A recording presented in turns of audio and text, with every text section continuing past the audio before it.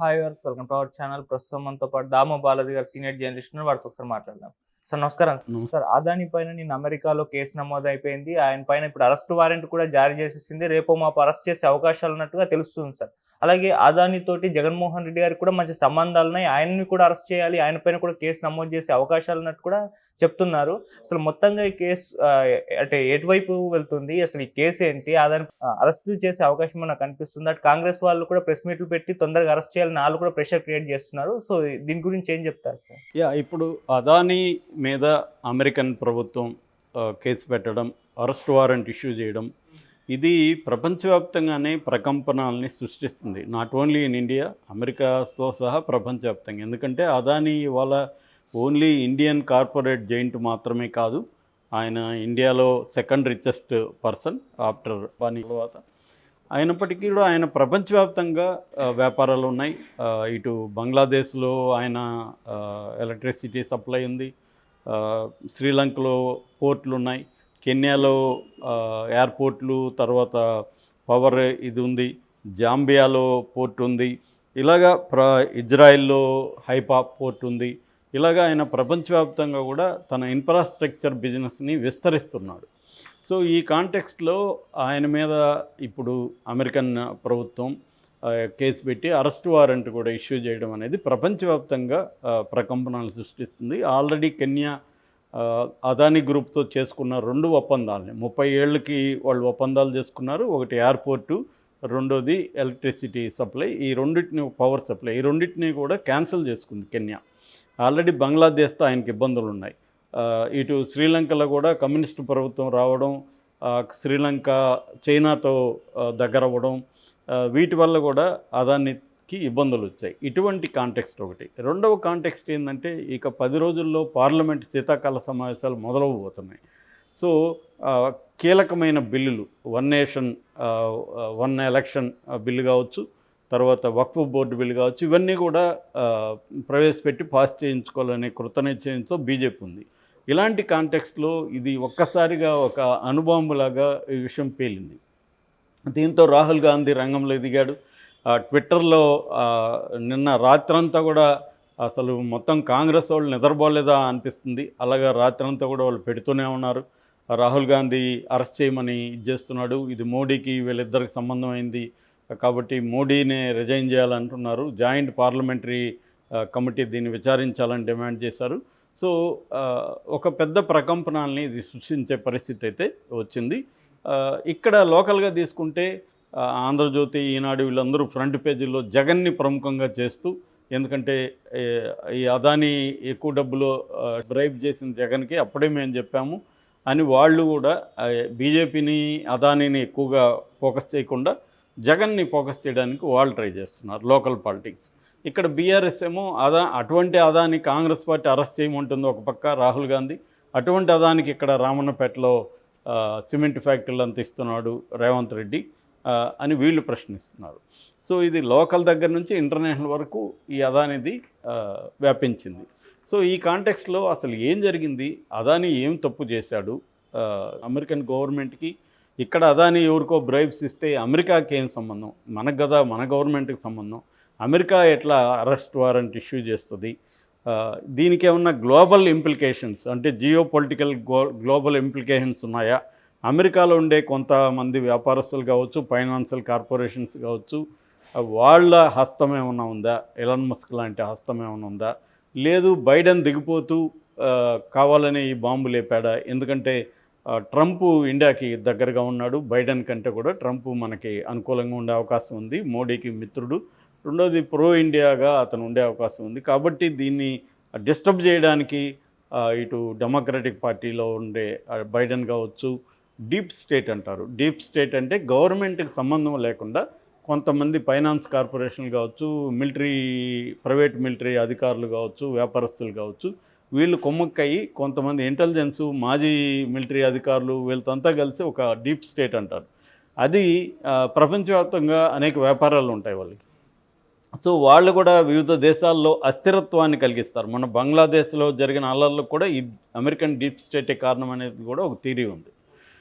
ఇందులో మళ్ళీ China deep state ఉంటారు, రష్యా, ప్రతి దేశంలో కూడా ఇలాంటి వ్యాపార బ్యాచ్ ఉంటారు. వీళ్ళు సిండికేట్లుగా ఫామ్ అయి చేస్తున్నారనే ఒక థీరీ ఉంది. అదే థీరీని ఇక్కడ అర్నబ్ గోస్వామి లాంటి వాళ్ళు ప్రవేశపెడుతున్నారు. సో ఆ డీప్ స్టేటే ఇప్పుడు అదానీని బదనాం చేయడానికి చేస్తుంది. సరే, ఇవన్నీ పక్కన పెడితే అసలు కేసు ఏంటి అనేది చూసుకున్నప్పుడు మామూలుగా మనకి సోలార్ ఎనర్జీ ఒక కంపెనీ తయారు చేస్తుంది. For example Adani green energy అనే ఒక కంపెనీ ఉంది. ఈ కంపెనీ సోలార్ ఎనర్జీ తయారు చేస్తుంది. తయారు చేసి ఏం చేయాలి? డైరెక్ట్గా స్టేట్లకు అమ్మడానికి ఇండియాలో చట్టాలు ఒప్పుకో. స్టేట్లు కదా కొనాలి సోలార్ ఎనర్జీని. కాబట్టి ఏంటంటే solar energy corporation of India అని ఒక సంస్థ ఉంది. అది పిఎస్యు అంటారు, పబ్లిక్ కంపెనీ. నవరత్నాల్లో అదొకటి. నవరత్నాలు అంటే బెస్ట్ పబ్లిక్ లిమిటెడ్ కంపెనీస్లో ఇదొకటి అనమాట, ఈ solar energy corporation of India. సుఖే అని సుసి అని రకరకాలు పిలుస్తున్నారు. సో సుఖే అనుకుందాం, ఎందుకంటే తెలుగు మీడియా ఆల్రెడీ సుఖే అనే రాస్తుంది. ఈ సుఖే అనే కంపెనీకి ఈ green energy, Adani green energy అనే కంపెనీ అమ్ముతుంది. సుఖే ఏం చేస్తుంది? దాన్ని మళ్ళీ స్టేట్ పవర్ డిస్ట్రిబ్యూషన్ కంపెనీలకి అమ్మాలి. ఇది మనకుండే స్ట్రక్చరు. ఇలాంటి పవర్కి సంబంధించి 4 రకాల మీడియేటర్ కంపెనీలు అని మనం పిలవచ్చు, గవర్నమెంట్వి. ఈ ఎన్టీపీసీ లాంటివి, ఈ సుఖీ లాంటివి ఉన్నాయన్నమాట. సో ఇప్పుడు ఏంటంటే అదానీ ఎనర్జీ వాళ్ళు ఈ సుఖీని అప్రోచ్ అయ్యి మేము 12 గిగావాట్ల సామర్థ్యంతో మేము మీకు ఎనర్జీని ప్రొడ్యూస్ చేసి ఇస్తాము అని చెప్పింది. చెప్పినప్పుడు వాళ్ళు కొంటారు. సరే, కొన్ని స్టేట్ పవర్ వాటికి అమ్మాలి కదా, వీళ్ళేమో ఎక్కువ రేటు కోట్ చేస్తున్నారు. ఎవరు? అదాని వాళ్ళు. ఆ రేటుకి స్టేట్ పవర్ డిస్ట్రిబ్యూషన్స్ కొనడానికి ఎవరు సిద్ధం కావట్లేదు. అది అదాని వాళ్ళకి చెప్పింది. ఎవరు? ఈ సుఖేనా state solar power corporation of India ఇది చెప్పింది. బాబు, మేము నీ దగ్గర ఇంత రేటుకి కొంటాము, సరే మేము అమ్మాలంటే ఏ స్టేట్ కూడా ముందుకు రావట్లేదు అని చెప్పింది. అప్పుడు అదాని ఏం చేశాడు? కొన్ని ముఖ్యంగా ఆంధ్రప్రదేశ్కి వచ్చి జగన్ పేరు రాయలేదు వాళ్ళు, ఒక ఫారిన్ ఆఫీషియల్స్ అనే రాశారు. కానీ మనకి ఆ టైంలో ఇంక జగనే కదా ఇక్కడ ఉండేది. వాళ్ళు ఫారిన్ ఆఫీషియల్స్ అని ఇక్కడ పొలిటీషియన్లు కూడా అఫీషియల్గానే పేర్కొంటారు. సో ఇదంతా నేను ఎక్కడి నుంచి చెప్తున్నానంటే 2 రకాల అమెరికన్ సంస్థలు కేసులు పెట్టాయి. ఒకటి securities, American United states security exchange commission అనేది ఒకటి. రెండోది యుఎస్ డిపార్ట్మెంట్ ఆఫ్ జస్టిస్. ఈ ఇద్దరు కలిసి దాదాపు 5-6 కేసులు వీళ్ళ మీద పెట్టారు. దీన్ని ఇండైట్మెంట్ అంటారు. మన ఛార్జ్షీట్ అనుకుందాం. ఈ ఛార్జ్షీట్ ఇక్కడైతే పోలీసులే ఛార్జ్షీట్ సప్లై చేస్తారు, పెడతారు. కానీ అక్కడ కోర్టు ఆమోదిస్తేనే అది ఇండైట్మెంట్ అంటారు. సో కోర్టు గ్రాండ్ జ్యూరీ అంటారు. న్యూయార్క్లో ఉండే గ్రాండ్ జ్యూరీ ఈ FBI, federal bureau of investigation, అంటే మొత్తం మనకి ఇక్కడ సిబిఐ లాంటిది అనుకోవచ్చు. సో ఈ FBI and US department of justice, ఈ సెక్యూరిటీస్ ఎక్స్చేంజ్ కమిషన్, ఈ 2 కలిసి FBIకి అప్పగించాయి ఇన్వెస్టిగేట్ చేయమని. దాంట్లో ఇప్పుడు నేను చెప్పిన స్టోరీ అంతా కూడా 54 పేజీల ఇండైట్మెంట్, అంటే ఛార్జ్షీట్లో 54 పేజీలు రాశారు. దీన్ని నేను కొంత చదివాను, ప్లస్ మీడియాలో వచ్చిందంతా కూడా నేను డిబేట్స్ విన్నాను, కొన్ని పేపర్లలో చదివాను. సో వాళ్ళు చెప్పిన తీరు ఏంటంటే జగన్ పేరు చెప్పలేదు, కానీ ఆంధ్రప్రదేశ్ ఫారిన్ ఆఫీసర్లు అన్నారు. ఇంకా జగనే ఆ టైంలో 2019 నుంచి 24 వరకు. సో జగన్ని అదాని కలిసి జగన్కి 1750 కోట్లు లంచం ఇచ్చాడు. మొత్తంగా 2000 కోట్లు లంచం ఇచ్చారు. అందులో 2000 కోట్లలో జగన్కి మాత్రమే 1750 కోట్లు, అంటే 85% టోటల్ అమౌంట్లో, లంచం ఇవ్వాలనుకున్న అమౌంట్లో జగన్కి ఇచ్చారు. సో జగన్కి ఇస్తే వీళ్ళు ఈ 12 గిగావాట్ల సప్లై చేయాలి కదా, సప్లై చేస్తే కొనాలి కదా. జగన్ ఏం చేశాడంటే నేను 7 గిగావాట్ల సోలార్ ఎనర్జీ కొంటాను అనేది జగన్ చెప్పాడు. మిగతా 5 ఉంది కదా, 5 ఎవరు కొనాలి? మిగతా రాష్ట్రాలను అప్రోచ్ చేస్తారు. అది ఒకటి తమిళనాడు, ఒరిస్సా, ఛత్తీస్గఢ్. ఇది కాకుండా కేంద్రపాలిత ప్రాంతంగా అప్పుడున్న జమ్మూ కాశ్మీర్.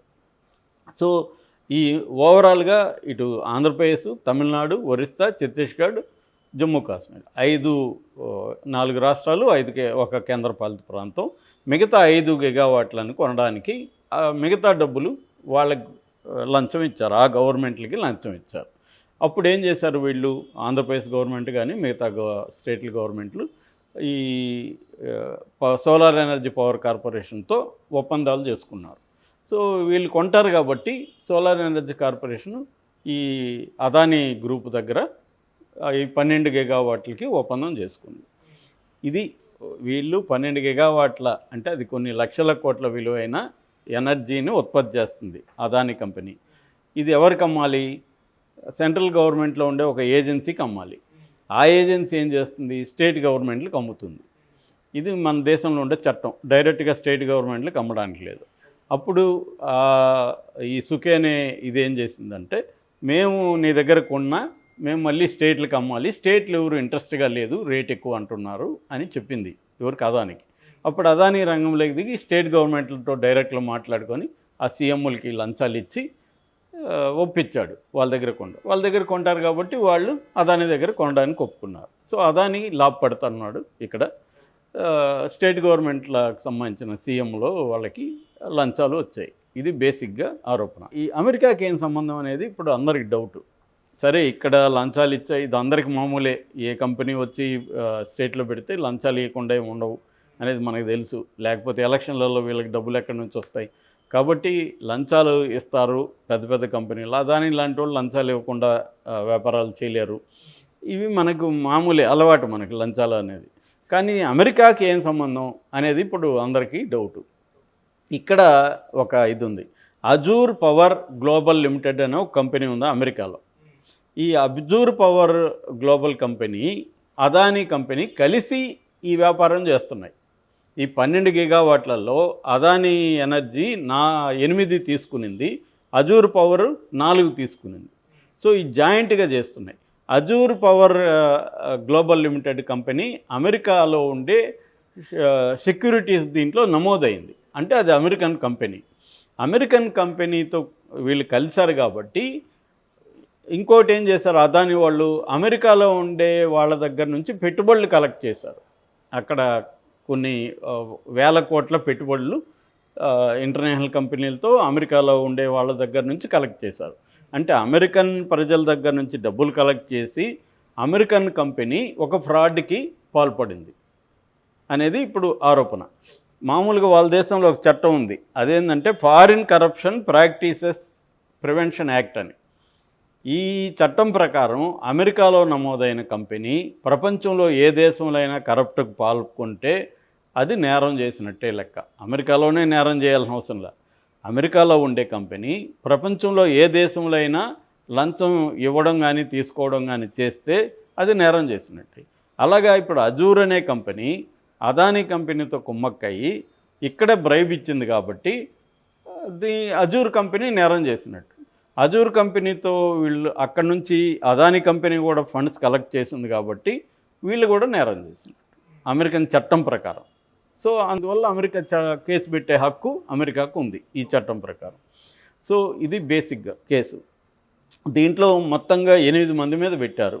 అంటే ఒకటి గౌతమ్ అదానీ గ్రూపు చైర్మన్, తర్వాత వాళ్ళ బ్రదర్ కొడుకు సాగర్ అదానీ, అతను ఎగ్జిక్యూటివ్ డైరెక్టరు ఈ ఎనర్జీకి, తర్వాత వినీత్ జైన్ అనే CEO, రంజిత్ గుప్తా అజూర్ పవర్కి CEO అయిన, తర్వాత రూపా అగర్వాల్ ఆయన కూడా దీంట్లో పనిచేశాడు. సిరిల్ క్యాబనీస్ అని ఆస్ట్రేలియా ప్లస్ ఫ్రాన్స్ 2 సిటిజన్ అన్నమాట, దేశాల సిటిజన్. సౌరభ్ అగర్వాల్, దీపక్ మల్హోత్రా.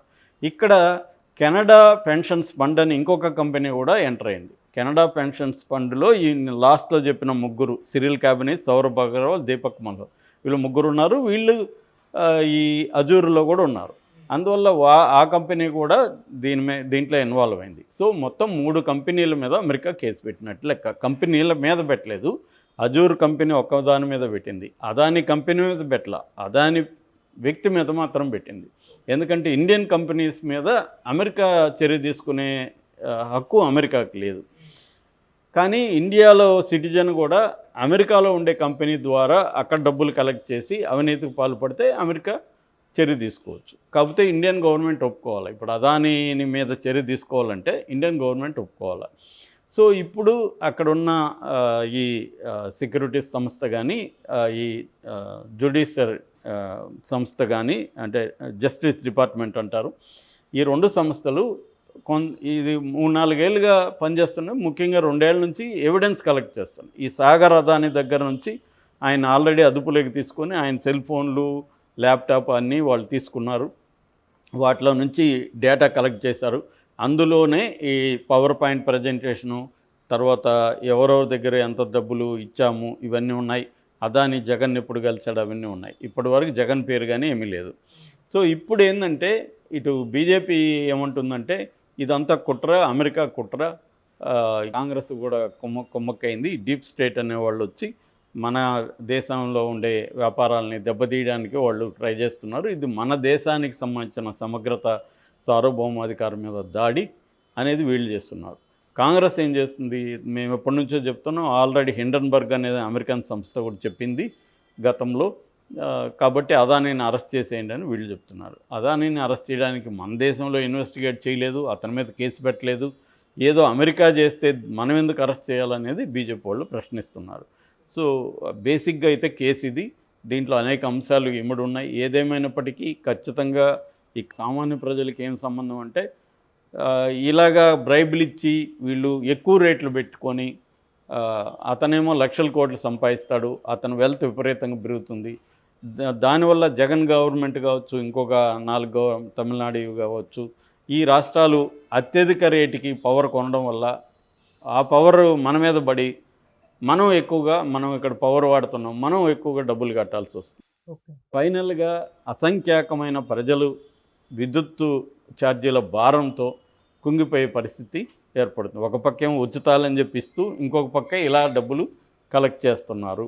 సో బాగుపడేది ఎవరు? అదానీ లాంటి బడా కార్పొరేట్ సంస్థలు బాగుపడుతున్నాయి తప్ప మామూలు పేద ప్రజలకి దీనివల్ల నష్టం అనేది మనకు బాటం లైన్. పేద ప్రజలు ఇవన్నీ ఎందుకు తెలుసుకోవాలంటే ఇక్కడ కుంభకోణం అమెరికాకు సంబంధం ఉందా, ఇండియాకు సంబంధం పక్కన పెడితే ఈ కుంభకోణాలు ఏ గవర్నమెంట్ వచ్చినా చేస్తున్నాయి.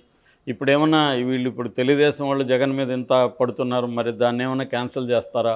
అదాని పోర్టులు అవన్నీ జగన్ అమ్మేశాడని చెప్పారు కదా, మరి 5 నెలల్లో అదాని మీద ఎందుకు చర్యలు తీసుకోవట్లేదు? తీసుకున్న దమ్ముందా చంద్రబాబు ప్రభుత్వానికి? దమ్ము లేదు. ఎందుకంటే అవతల మోడీ ప్రభుత్వం అవసరం ఉంది కాబట్టి వీళ్ళు మాటలే కానీ వీళ్ళు విమర్శలు ఉండదు. కాంగ్రెస్ ఇన్ని మాటలు చెప్తుంది, మరి కాంగ్రెస్ రాష్ట్ర ప్రభుత్వాలు ఉన్న చోట అదాని వెళ్ళట్లేదా? ఫర్ ఎగ్జాంపుల్ తెలంగాణ వెళ్ళట్లేదా? మరి రాహుల్ గాంధీ ఎందుకు ఆపట్లేదు? అదాని క్రైమ్ చేస్తే అదానీని ఇలా రాష్ట్రాల్లో బాయ్కాట్ చేయొచ్చు కదా, ఎందుకు చేయట్లేదు? ఇవన్నీ ద్వంద్వ ప్రమాణాల్లో అందరికీ ఉన్నాయి. రాహుల్ గాంధీకి ద్వంద్వ ప్రమాణాలు ఉన్నాయి, మోడీకి ఉన్నాయి. మోడీ లేకపోతే అదానీ స్థాయికి వెళ్ళడు. కాబట్టి ఏ కంపెనీలు ఎదుగుతున్నా కూడా రాజకీయంగా ఇలాంటి అనేక లూప్ హోల్స్ని ఉపయోగించుకొని వాళ్ళ వెల్త్ పెరుగుతుంది. ఆ వెల్త్ పెరగడానికి ఎక్కడి నుంచి పెరుగుతుంది? ప్రజల దగ్గర నుంచి లాక్కోవడం ద్వారానే పెరుగుతుంది.